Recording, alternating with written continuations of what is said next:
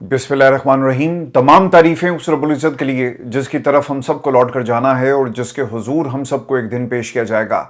अस्सलाम नाज़रीन, मैं इरफान हाशमी लंदन स्टूडियो से आपसे मुखातिब हूँ। दोस्तों, आज 7 मई है, दिन है जुमेरात का और आज की हमारी ये पहली वीडियो है। दोस्तों, 3 खबरों पर तफसील से हम बात करेंगे। पाकिस्तान तहरीक इंसाफ को हाईजैक कर लिया गया, काबजीन हाईजैकर कैसे बने, इसकी तफसील आपके सामने रखेंगे आज की इस नशिस्त के अंदर। और फिर बुशरा बीबी को अल शिफा अस्पताल रात की तारीकी में लाया गया, खानदान को क्यों अंधेरे में रखा जाता है और अल शिफा में किस किस्म का उनका चेकअप किया गया, इसकी तफसील आपके साथ शेयर करेंगे दोस्तों आज की इस नशिस्त के अंदर। और फिर अलीमा खान की 300 खंभों को वार्निंग और अलीमा खान ने पाकिस्तान तहरीक इंसाफ को क्या पैगाम दिया है, इसका भी मुकम्मल हाल अहवाल आपके सामने रखेंगे आज की इस नशिस्त के अंदर।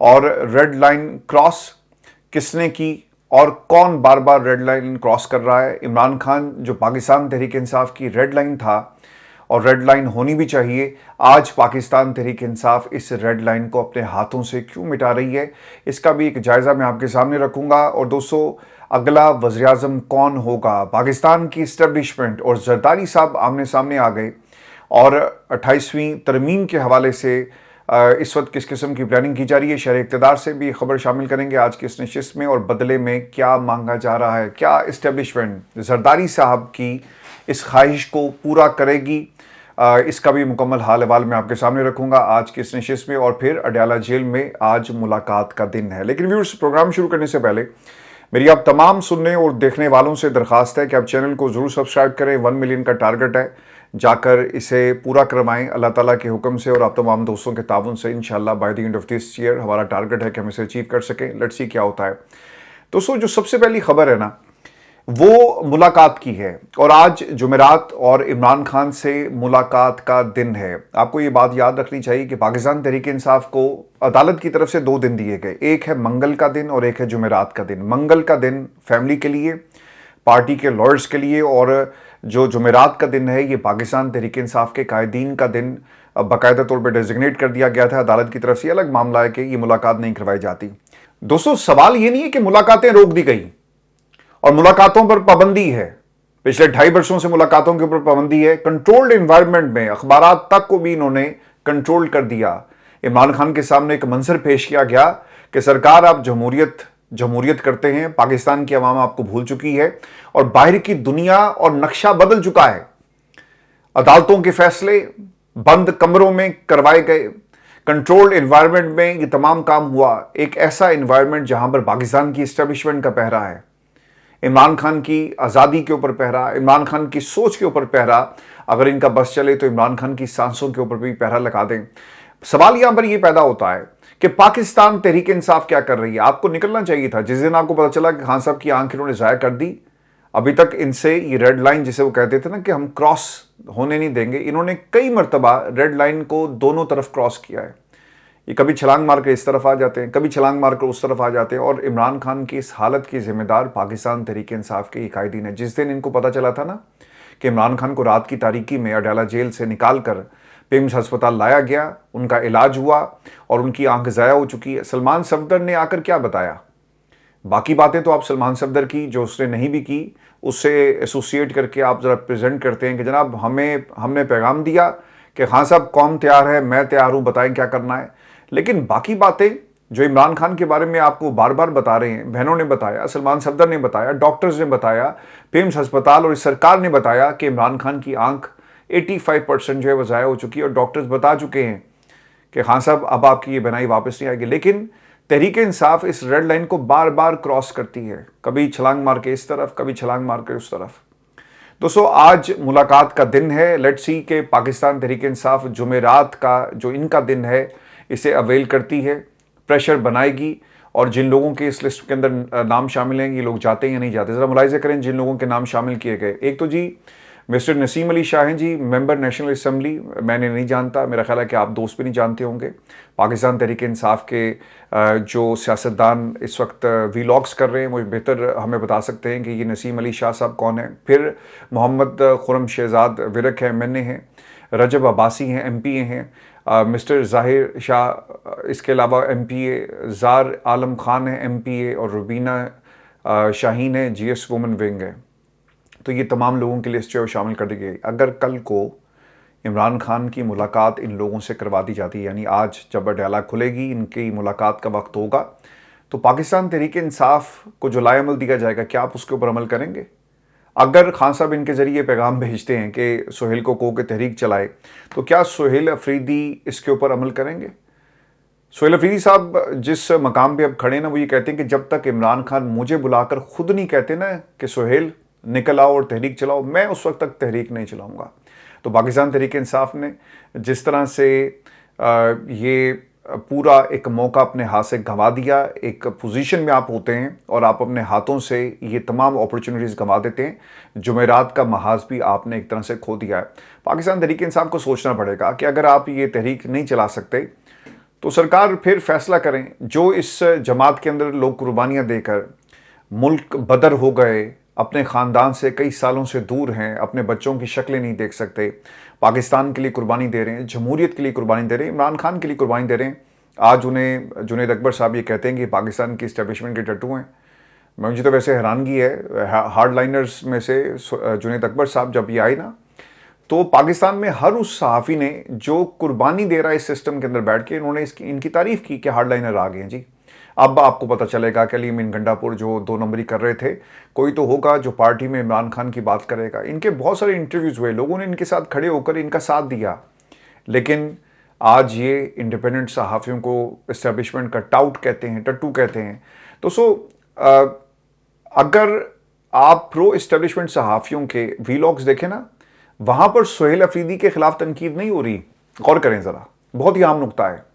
वहाँ पर कोई तनकीद करता हुआ आपको नज़र नहीं आता कि सुहेल निकलता क्यों नहीं, सुहेल कॉल क्यों नहीं देता, सुहेल इस्लामाबाद कब आओगे, सुहेल तुमने ये रेड लाइन क्यों क्रॉस की, और सुहेल पाकिस्तान की इस्टेब्लिशमेंट के साथ मिला हुआ है। ऐसी बातें आपको प्रो इस्टेब्लिशमेंट सहाफ़ी बात करते हुए नज़र नहीं आते, जो हुकूमत के लिए काम कर रहे हैं, जो टेलीविजन चैनल्स के ऊपर आपको नज़र आते हैं। वहाँ पर इस किस्म की गुफ्तगू नहीं होती। अब गुफ्तगू कौन कर रहा है? वो दोस्त जो बाहर बैठे हुए हैं, जिन्होंने अपने ख़ानदानों तक को पाकिस्तान की जमहूरियत पर कुर्बान कर दिया, इमरान खान पर निछावर कर दिया। इस मुल्क के अंदर फ्रीडम के लिए, आज़ादी के लिए, जो फ्रीडम ऑफ एक्सप्रेशन है, इसकी सरबुलंदी के लिए सब कुछ कुर्बान कर दिया। वो लोग बात कर रहे हैं, वो लोग तनकीद कर रहे हैं, क्योंकि आपने इन लोगों को समझा ही नहीं। आपका ये ख्याल था कि सुहेल आया है, इमरान खान आएगा, ये नारा लगाएंगे तो सब कुछ ठीक हो जाएगा। आपने हर एक अपॉर्चुनिटी अपने हाथों से गंवा दी है। कमिश्नर रावलपिंडी से लेकर पाकिस्तान में 8 फरवरी 2024 की रात और उसके बाद जो सिचुएशन क्रिएट हुई, वुकला महाज आप क्रिएट कर सकते थे 26वीं तरमीम से पहले, लेकिन नहीं किया। आप पाकिस्तान की अदालतों को हाईजैक होने से पहले कंट्रोल कर सकते थे, अपने हाथ में ले सकते थे इस निज़ाम को, लेकिन आपने नहीं लिया। आप पाकिस्तान के अंदर एक हुकूमत बना सकते थे अगर आप 8 फरवरी 2024 की रात को निकल आते, लेकिन आप नहीं निकले। किसी को अपोजिशन लीडर बनना था, किसी को चेयरमैन बनना था, किसी को पाकिस्तान तहरीक इंसाफ की हुकूमत जो है KPK में बनाई थी।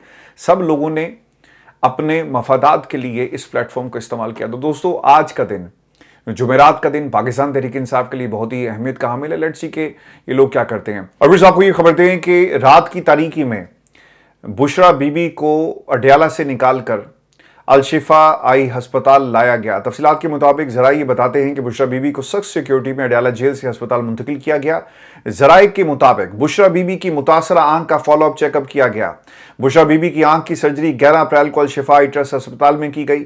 ज़राए ये भी बताते हैं कि बुशरा बीबी की मुतासरा आंख का फॉलोअप चेकअप अडयाला जेल में होता रहा है।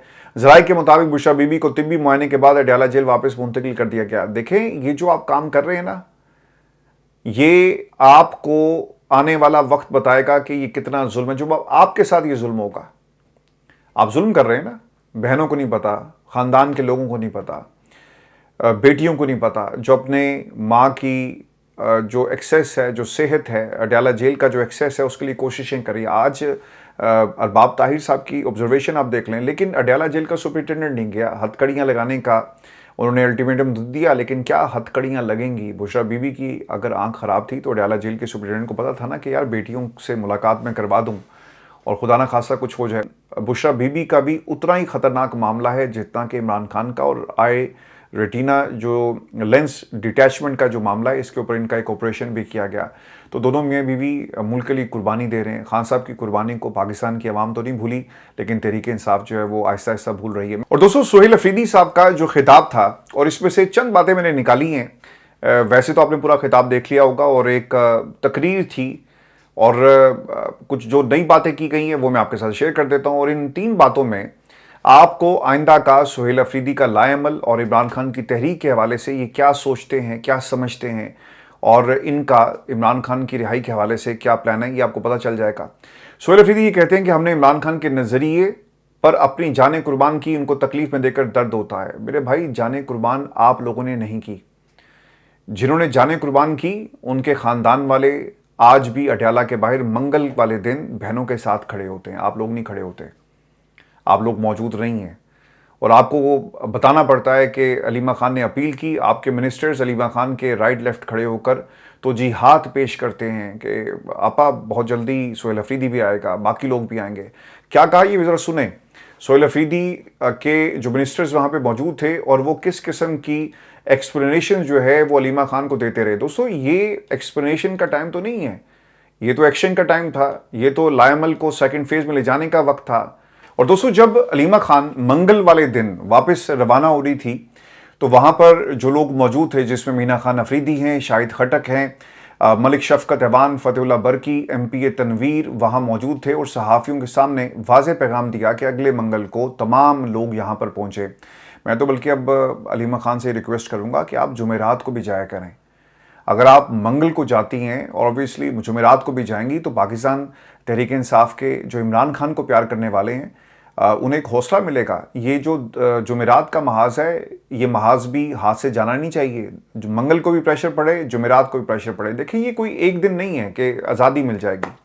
ये कोई एक दिन आप साल में जैसा किसी डे को सेलिब्रेट किया जाता है, ये इमरान खान की रिहाई लॉन्ग मार्च की तारीख देकर सब कुछ आप अपने हाथ में नहीं कर सकते। आपको एक कंसिस्टेंट प्रेशर बिल्टअप करना पड़ेगा। बहुत ही ज़बरदस्त अंदाज में स्ट्रीट मोबिलाइजेशन हो रही थी और जो तहरीक थी वो अपने अरूज पर थी। सिर्फ एक अगर काम किया जाता कि सुहेल अफरीदी कॉल दे देते तो आज इमरान खान की कम से कम हस्पताल में मुंतकली हो जाती और उनकी मर्ज़ी का इलाज हो रहा होता, उनकी आंख बच जाती। अब आपको किस चीज़ का इंतज़ार है? जब एक आपका वकील इमरान खान का बाहर आकर ये कहता है कि खान साहब की 85% नज़र जो है वो जा चुकी है, तो फिर किस चीज़ का इंतज़ार है?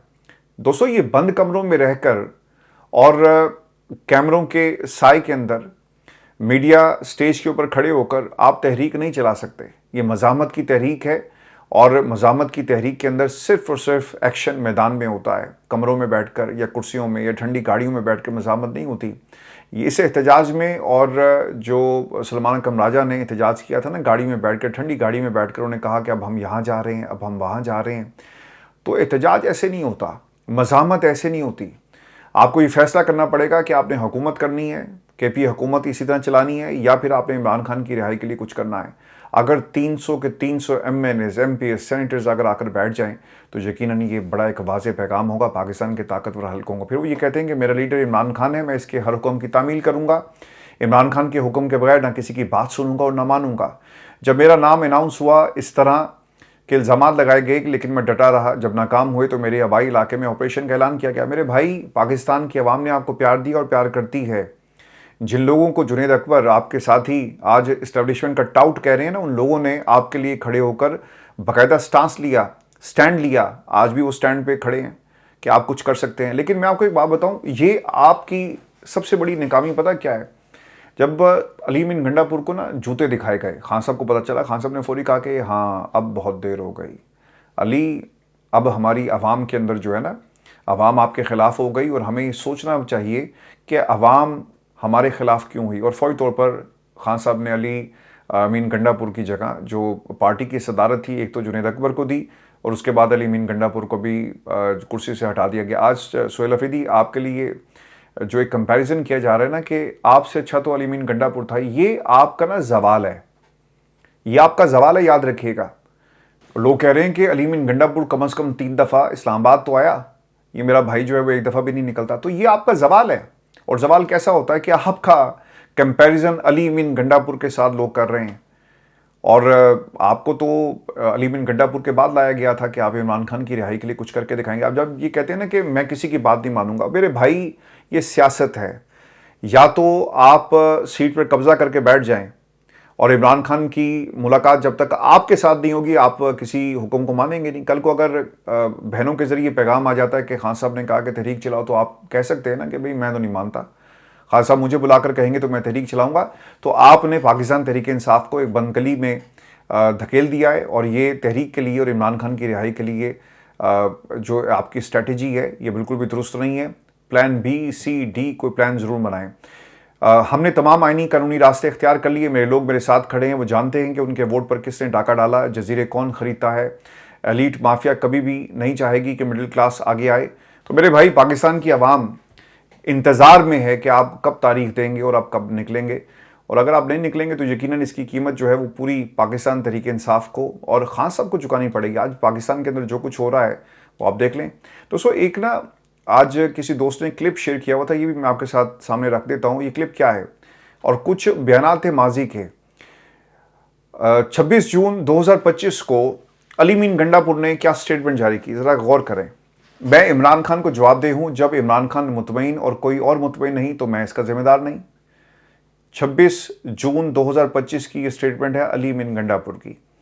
उसके बाद 6 मई 2026 को सोहेल अफरीदी साहब ने क्या कहा कि मैं इमरान खान को अपना लीडर मानता हूं, अगर जमात के अंदर या बाहर कोई खुद को इमरान खान समझता है तो मैं उसकी नहीं सुनूंगा, मैं सिर्फ इमरान खान की ही सुनूंगा। आपके बयान में और अली मीन गंडापुर के बयान में मेरे भाई कोई फ़र्क नहीं है। आज आपका एक जो कंपैरिजन है वो अली मीन गंडापुर के साथ किया जा रहा है, और यही आपका ज़वाल है। अल्लाह करे जी आप कामयाब हो, हमारी दुआ आपके साथ है। लेकिन अपने भाई को भी समझाएं कि प्रो इस्टेब्लिशमेंट सहाफ़ी जो हैं वो आपसे मुतालबा नहीं कर रहे कि इस्लामाबाद आओ, आपसे वो मुतालबा कर रहे हैं जिन लोगों ने कुर्बानी दी है। दोस्तों, मैं आपको एक ख़बर ये भी दे दूं कि जहां पर पाकिस्तान तहरीक इंसाफ अपना जो मकाम है वो हासिल करने के लिए हाथ पांव मार रही है, कुछ लोग मार रहे हैं, कुछ लोग नहीं मार रहे, वहीं पर एक नई जंग जो है वो शुरू हो गई है। और ये जंग है पाकिस्तान की इस्टेब्लिशमेंट और आसिफ अली जरदारी साहब के दरमियान। और कुछ लोगों का ये ख्याल है कि पाकिस्तान की इस्टेब्लिशमेंट आसिफ अली जरदारी साहब से नाराज़ है, और नाराज़गी की वजह ये बताई जाती है कि 28वीं तरमीम के ऊपर पाकिस्तान पीपल्स पार्टी ने इनकार कर दिया। 18वीं तरमीम को रोल बैक नहीं किया जाएगा। आपको याद होगा कि सिंध के अंदर बहुत सारे फसादात शुरू हो गए जब पानी की तकसीम का मामला, इस पर बातचीत हुई और पानी जो है वो रोक दिया गया। और फिर उसके बाद 18वीं तरमीम का मामला भी जब सर उठा रहा था तो उस वक्त भी हमने सिंध के अंदर एहतजाज होते हुए देखे, जो एक तरह से इनडायरेक्ट पैगाम था पाकिस्तान की इस्टेब्लिशमेंट को कि भाई हम सिंध वाले तुम्हारे साथ नहीं हैं, और सिंध ने अपना फैसला सुना दिया। अब पाकिस्तान पीपल्स पार्टी की जो एक मुश्किल है ना वो ये है कि अगर वो इस हुकूमत से निकलते हैं तो फिर आप अपोजिशन में होंगे ना, फिर आपके साथ वही सलूक किया जाएगा जो KPK की हुकूमत के साथ हो रहा है, इमरान खान के साथ हो रहा है। ऐन मुमकिन है कि आपके केसेस भी खुल जाएं। यही वजह थी कि आसिफ अली जरदारी ने ताहयात अस्तस्ता मांग लिया। दोस्तों, एक बात आपने भूली नहीं है कि पार्लियामान के अंदर सादा अक्सरियत से नून लीग अपनी हुकूमत बना सकती है। कुछ लोग इधर उधर से पकड़ेंगे, कुछ लोग पाकिस्तान तहरीक इंसाफ के तोड़ेंगे, डिग्गी में भर भर के लाया जाएगा और पाकिस्तान तहरीक इंसाफ के लोगों को इस्तेमाल करके एक हुकूमत सादा अक्सरियत से बना ली जाएगी, जितने नंबर्स जो हैं वो कम होंगे। तो पीपल्स पार्टी के पास अब कुछ भी नहीं है। दूसरी दलील आपको ये भी नहीं भूलना चाहिए कि जब इस्लामाबाद टॉक्स हो रही थी तो आसिफ अली जरदारी साहब मंजर से गायब हो गए और नवाब शाह जाकर बैठ गए। मुल्क का सदर हो और उसे पाकिस्तान में इतने अहम मुज़ाकरात और हो रहे हों और अमेरिका का नायब सदर पाकिस्तान आए, आपके फॉरेन मिनिस्टर जो साबिक आपका फॉरेन मिनिस्टर है बिलावल जरदारी, उसको भी नहीं मिलाया गया क्योंकि पाकिस्तान की इस्टेब्लिशमेंट आपसे नाराज़ थी। उन्होंने कहा ठीक है फिर ऐसे तो ऐसे सही, अगर तुम 18वीं तरमीम को रोल बैक करवाने में हमारे साथ नहीं हो तो फिर हम भी आपके साथ नहीं हैं। देखिए 18वीं तरमीम के ना बहुत सारे मसाइल भी हैं और इसमें प्रॉब्लम क्या है। खान साहब के दौर में भी ना इस पर बड़ी तफसील से बात हुई। ये कोई नया प्रोजेक्ट नहीं है, लेकिन इसके ऊपर जो सियासत हो रही है वो असल में नहीं है। वो ये कहते हैं कि अगर हम इसको रोल बैक कर दें 28वीं तरमीम के अंदर, अगर आपकी बात को मान भी लें तो बदले में हमें क्या मिलेगा। पाकिस्तान पीपल्स पार्टी हमेशा से व्हीलर डीलर्स की जमात रही है, कुछ दो कुछ लो, बल्कि बहुत सारा दो और थोड़ा सा कुछ ले लो। और ये आसिफ अली जरदारी की हिकमत अमली है और वो बिलावल को वज़ीर-ए-आज़म देखना चाहते हैं। इसकी ख्वाहिश का इज़हार उन्होंने कह दिया था पहले, बहुत पहले, कि मैं अपनी ज़िंदगी में अपने प्रिंस चार्मिंग को पाकिस्तान का वज़ीर-ए-आज़म देखना चाहता हूँ। आसिफ अली जरदारी को इस बात का भी यकीन है कि उनके बाद और उनकी ज़िंदगी के बाद बिलावल जरदारी मुल्क का वज़ीर-ए-आज़म नहीं बन सकता। पाकिस्तान मुस्लिम लीग नून के अंदर बहुत सारे लाइन में लगे हुए हैं और किसी न किसी की बारी आएगी। अगर मरियम की बारी नहीं भी आती ना तो चाचू की बारी दोबारा आ सकती है। लेकिन मेरे बाद मरियम के होते हुए, शहबाज शरीफ के होते हुए और नवाज शरीफ के होते हुए या फिर किसी और के होते हुए जो बिलावल जरदारी है उसकी बारी नहीं आएगी। और उन्हें इस बात का एहसास भी, इसलिए वो कोशिश में है और वो तकाजा ये कर रहे हैं कि हमें हमारा हिस्सा दिया जाए जो हमसे वादा किया गया था। दोस्तों, आसिफ अली जरदारी साहब का ये जो प्लान और जो इस्टेब्लिशमेंट जो आमने सामने, देखिए खान साहब के दौर में भी ये मामला था और किन लेवल्स के ऊपर ये मामला डिस्कस हुआ। एक तो जी तालीम का मामला, सेहत का मामला, फिर पैसा, जो फंड्स की तकसीम है वो, इसे आपने हमेशा याद रखना है 18वीं तरमीम के तनाज़ुर में, क्योंकि ये वो मामला है जिसके ऊपर पीपल्स पार्टी सिंध के अंदर करप्शन करती है। आप देख लें कि इनकी कोई भी करप्शन, छोटे से छोटा स्कैंडल भी होता है ना, वो अरबों में होता है। हब किनाल का पूरा प्रोजेक्ट बैठ गया, इंक्वायरी हुई, क्या हुआ आपके सामने। कराची डूब रहा है, कराची गंदा है, कराची रोशनियों का शहर जो अंधेरे में डूब गया। हम हमारी जिंदगी में गुजर नाला आज तक ये साफ नहीं कर सके। सड़कें टूटी हुई हैं। कराची पाकिस्तान का फख्र है, अगर कोई समझे। हम कराची को दुबई बना सकते थे, हमने नहीं बनाया। कराची के हालात हम बेहतर कर सकते हैं। देखें, ये जो ईरान की सिचुएशन क्रिएट हुई, अगर पाकिस्तान की हुकूमत ज़रा होश के नाखून ले तो सी पैक को आप ज़रा चालू कर देना। सी पैक बकौल आपके वो तो चलो इमरान खान बंद कर गया था, आपने क्या किया? 3 बरस से आपकी हुकूमत है। अगर आज सी पैक ऑपरेशनल होता जिस तरह से जो ओरिजिनल उसका प्लान है और ग्वादर का एक्सेस होता, बलूचिस्तान के हालात ठीक होते, वहाँ पे लोगों को ना मारा जाता, वहाँ पे शनाख्ती कार्ड चेक करके लोगों को गोली अगर नहीं मारी जाती, तो आज हालात बदल जाते ना इस खत्ते के। बलूचिस्तान तरक्की कर रहा होता। ये नहीं चाहता कि तरक्की करे। इनके 50-50 गाड़ियों के जो काफिले हैं और उसमें कोई भी, अगर आप देखें लैंड क्रूजर्स, कोई भी छोटी गाड़ी आपको नहीं नजर आएगी। कोई छोटी गाड़ी नहीं है, सारी 4x4 लैंड क्रूजर। मुझे तो भाई उसके नाम भी नहीं आते जो गाड़ियां लेकर फिर रहे हैं प्रोटोकॉल के अंदर।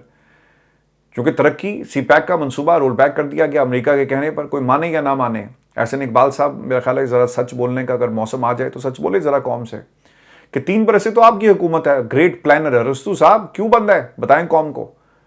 अगर आज ये जो ईरान की सिचुएशन है, अगर आप ग्वादर को ऑपरेशनल कर देते, दुनिया दुबई को भूल जाए, दुनिया यूएई को भूल जाए, सारी जो ट्रेड है चाइना की इस खत्ते में पाकिस्तान के जरिए हो रही होती और ये एक परमानेंट फीचर बन जाता। हम अरबों डॉलर सिर्फ किराए की मद में हासिल कर रहे होते कि तुम्हारे ट्रक गुजरेंगे, हम फी ट्रक इतना पैसा लेंगे, सड़क बन गई है इतने पैसे हम लेंगे, लेकिन हमारी वहाँ पे डिले हैं, किक बैक्स हैं। अच्छा सड़क यार तुम बना दो, 10 साल की लीज जो ले लो, हमें क्या मिलेगा, हम जाकर आवाम को बेवकूफ़ बनाएंगे। सी पैक जी हमने बनाया, सी पैक इमरान खान ने बंद किया। तो जरदारी साहब का फंड्स का मामला 18वीं तरमीम में बहुत बड़ा इस पर कट लगेगा, क्योंकि खान साहब के दौर में भी ना, और ये जेन्युइन मसला है, इसमें कोई सियासत वाली बात नहीं। जब हम पाकिस्तान की बात करते तो हमें फिर बड़े दिल से सोचना चाहिए। होता ये जी कि कर्जा रियासत लेती है और उस कर्जे को तकसीम की जब बारी आती है, सूबों में तकसीम हो जाता है। केपी को तो ये पैसे देते ही नहीं है ना, पंजाब में सारा पैसा जा रहा है और सिंध में कुछ जा रहा है, तो कर्जा हुकूमत पाकिस्तान देगी, लेकिन बाकी जो मामला आते हैं ये हिस्सा अपना NFC अवार्ड और बाकी चीज़ें ले लेते हैं। तो इमरान खान के दौर में भी सवाल उठा कि यार जब कर्जा पाकिस्तान का है तो कर्जा लाइबिलिटीज भी इक्वली डिवाइड करो ना, सिर्फ प्रॉफिट क्यों? और ये वफाक की जिम्मेदारी नहीं है। तो कर्जा पाकिस्तान की हुकूमत, वफाकी हुकूमत के रिसोर्सेज जब उसको एलेबोरेट किया जाता है ना, तो वो इतने नहीं थे कि जहां पर आप सारी जिम्मेदारी या सारा बोझ पाकिस्तान की वफाक की हुकूमत के ऊपर डाल दें। तो इस तनाजुर में अब लेट्स सी के कुछ दिनों के अंदर क्या होता है, लेकिन ये लड़ाई बढ़ेगी या फिर कोई डील हो जाएगी।